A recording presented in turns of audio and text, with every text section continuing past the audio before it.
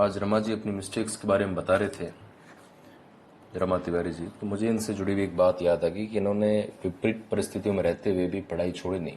कोई किसी तरीके का इन्होंने बहाना नहीं बनाया, और भगवान ना करे ऐसा किसी व्यक्ति के साथ हो। बहुत ही ये हिम्मत वाली मुझे लगता है, बहुत ही डेडिकेटेड है।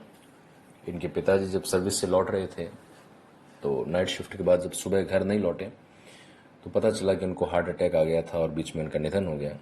उनके भाई वगैरह गए और उनको पता चला वहाँ पे, तो भी इन्होंने पढ़ाई जारी रखी और लगातार मेहनत कर रही हैं। ये अपनी मिस्टेक्स को कम करने का प्रयास कर रही हैं। तो ऐसे बहुत ही कम धैर्यवान बच्चे होते हैं जो ऐसी विपरीत परिस्थितियों में भी लगे रहते हैं, और मुझे बिल्कुल विश्वास है ज़रूर इनका सिलेक्शन भी होगा। मेरी शुभकामनाएं वैसे सभी के साथ रहती हैं। और जब ऐसे बच्चों की अपन हिम्मत देखते हैं तो ये होना चाहिए, हम बहाने नहीं बना सकते हैं कि साहब मेरा हाथ दुखने लग गया, सर दर्द होने लग गया। उस बच्चे को सोचो जिसके पिताजी का निधन हो गया, फिर भी वो पढ़ाई के पीछे लगी रही, उस दौरान भी जिसने पढ़ाई को नहीं छोड़ा। बहुत ही अच्छी बात है, इसी तरीके से आप मेहनत करो, क्योंकि हमें ये नहीं होना चाहिए कि बहानेबाजी में नहीं लगना चाहिए। अभी परसों शायद रिजल्ट आया था सेकंड ग्रेड टीचर का राजस्थान के अंदर।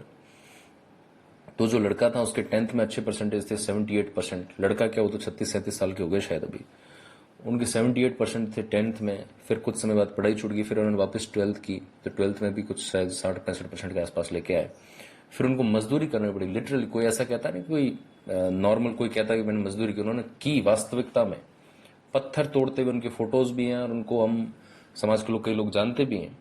वो करते हुए बंदे का पहले 3rd ग्रेड टीचर में सिलेक्शन हुआ, अभी 2nd ग्रेड टीचर में सिलेक्शन हुआ, और बस अब थोड़े टाइम बाद ओवरेज होने वाले थे, लेकिन वापस पढ़ाई पे लगे और उन्होंने मेहनत की।